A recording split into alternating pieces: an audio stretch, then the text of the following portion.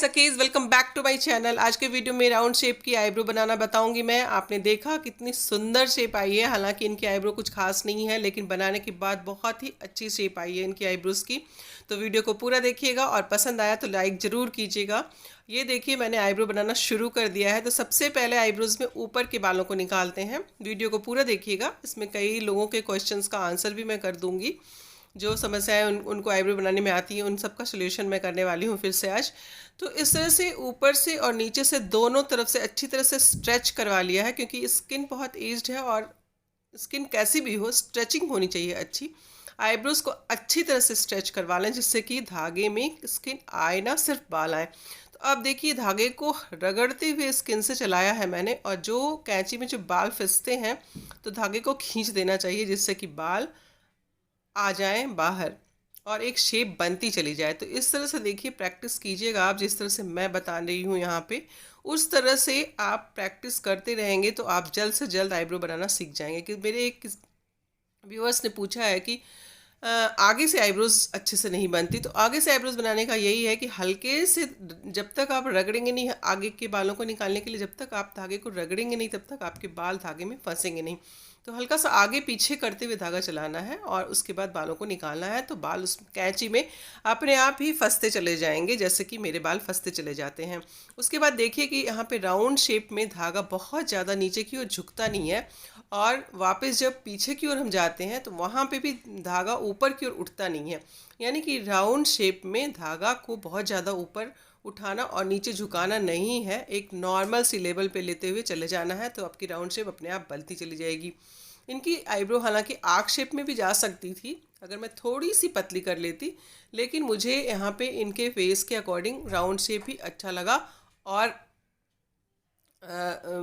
Arc को इसलिए मैंने हटा दिया। हल्का सा आर्क था इनके ऊपर, लेकिन मैंने उसको हटा दिया और राउंड शेप में दे दिया इनके आईब्रोज़ को। तो आप देखेंगे कि आईब्रोज़ बहुत ही प्यारी बनी है। लेंथ भी पूरी मेंटेन रखी है मैंने, और स्किन टच धागा चलाने के साथ साथ स्किन को मैंने अच्छी तरह से स्ट्रेच भी करवाया है। आप देख रहे हो, जब भी आप आईब्रोज़ करवाएं तो स्किन अच्छे से स्ट्रेच करवाएं। देखिए कितनी खूबसूरत सी आईब्रो बनी है। हालांकि इतनी अच्छी आईब्रो नहीं थी, आपने देखा था पहले और बाद का आप कंपेयर कीजिए तो आपको पता चलेगा कि आईब्रोज इतनी अच्छी नहीं थी, लेकिन बनने के बाद बहुत ही प्यारी लग रही है, बहुत प्यारी। उसके बाद जो थोड़े बहुत बाल रह रहे हैं उसको मैं फिर से निकाल रही हूँ। तो आप भी एक शेप लेने के बाद जो जो थोड़े बहुत बाल छूट जाते हैं उसको भी निकाल लिया करें। तो चलें, एक आईब्रोज वो बन गई है। आप सेंटर की बालों को कैसे निकालते हैं, तो धागे को आड़े तिरछे करके सेंटर के बालों को निकालना पड़ेगा आपको। तो यहाँ पे मैं आड़े तिरछे करके सेंटर के बालों को निकाल रही हूँ। उसके बाद अब दूसरी आईब्रोज को बनाऊंगी मैं। तो नीचे से पकड़वा लेना सेफ होता है ऊपर के बालों को निकालने के संदर्भ में भी। ऊपर के बालों को भी निकालने के लिए आप नीचे से स्ट्रेच करवा लेंगे तो ऊपर भी स्किन कटेगी नहीं और आईब्रोज जो है पेनलेस होएगी। दर्द रहित आईब्रोज जिसके हाथों से बनता है क्लाइंट, उसके ज़्यादा बढ़ जाते हैं। तो मेरे क्लाइंट बोलते हैं कि आपके हाथों से दर्द नहीं होता। तो बहुत सारे क्लाइंट हैं जो कि मुझसे ही सिर्फ आईब्रोज करवाते हैं, लड़कियों को हाथ भी नहीं लगाने देते, क्योंकि मेरे हाथों से पेन नहीं होता और अच्छे से शेप निकल जाती है।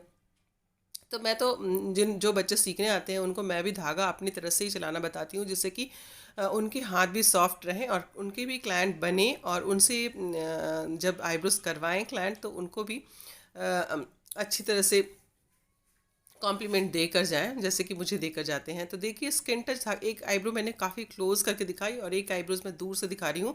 दोनों तरह से आपको देखने में सुविधा होगी और समझने में भी सुविधा होगी। तो ये वाली आईब्रोज को थोड़ा सा दूर से दिखा रही हूँ मैं। ये लेफ्ट साइड की आईब्रोज है और इसको पीछे से बनाते हैं हम। तो पीछे वाली आईब्रोज को भी आप आड़े तिरछे धागे को थोड़ा सा रगड़ते हुए आगे के बालों को यहाँ भी निकालना पड़ेगा आपको, और उसके बाद धागे को घुमाना है। यहाँ पे एकदम से धागे को उठाना नहीं है, घुमाते हुए नीचे की ओर ले जाना है और नीचे की ओर ले जा करके उसको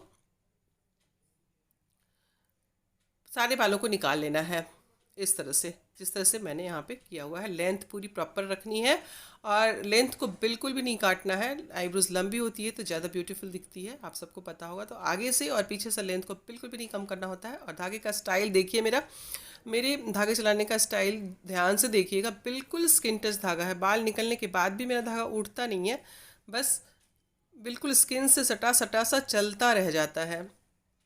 धागा सेट मैं तभी हटाती हूँ जब या तो धागा टूटता है या मेरी आईब्रो बन चुकी होती है। बाकी टाइम पे मेरा धागा बिल्कुल स्किन से सटा हुआ चलता रहता है। तो इस तरह से देखिए कि ये आईब्रोज भी होने वाली है। मैंने एक एक करके सारे बाल निकाल दिए हैं और आगे के बाल निकालने भी इतने मुश्किल नहीं है। शुरू शुरू में मुश्किल अगर आती है तो आप ट्विज़र या प्लकर की सहायता ले सकते हैं। देखिए दोनों आईब्रोज बन गई। और अगर आप अपने अंदर एक आत्मविश्वास पैदा कर लेंगे कि नहीं मैं कर सकती हूँ, मुझे करना ही है और मैं अच्छा कर लूँगी, तो धागा चलाने के बाद धीरे धीरे आईब्रोज चला बनाना भी आपके लिए इजी हो जाएगा। और जितने भी लोग आए सबको प्यार से बिठा के आप आईब्रोज बनाएं, धीरे धीरे ही बनाएं पर अच्छे से ध्यान देकर बनाएं, तो आपकी आईब्रोज भी अच्छी बनेगी। धीरे धीरे आप भी एक्सपीरियंस्ड हो जाओगे और फिर कोई भी आईब्रो आपके लिए मुश्किल नहीं होगी। कई तरह के आईब्रो होते हैं, कुछ आईब्रोज ऊपर नीचे होती है, कुछ पतली होती है, कुछ मोटी होती है, लेकिन चितराई हुई सी होती है। मैंने बहुत सारी वीडियोस आईब्रोज के ऊपर डाल रखी है। अगर आप मेरे सारे वीडियोस को देख लेते हैं तो आप घर बैठे भी आईब्रो बनाना सीख जाएंगे। आपको कहीं और जाने की ज़रूरत नहीं पड़ेगी। तो आप मेरे प्लेलिस्ट में जाकर सारे आईब्रोज की वीडियोस को देख सकते हैं और वहाँ पे सीख सकते हैं। तो यहाँ पे राउंड शेप में धागा को ज़्यादा घुमाया नहीं है मैंने। और आईब्रोज बनाने के बाद क्रीम की मसाज ज़रूर करें, ज़रूर करें। थोड़ा सा रिलैक्स हो जाता है client. Thank you for watching. मिलते हैं अगले वीडियो में, तब तक के लिए टाटा बाय बाय।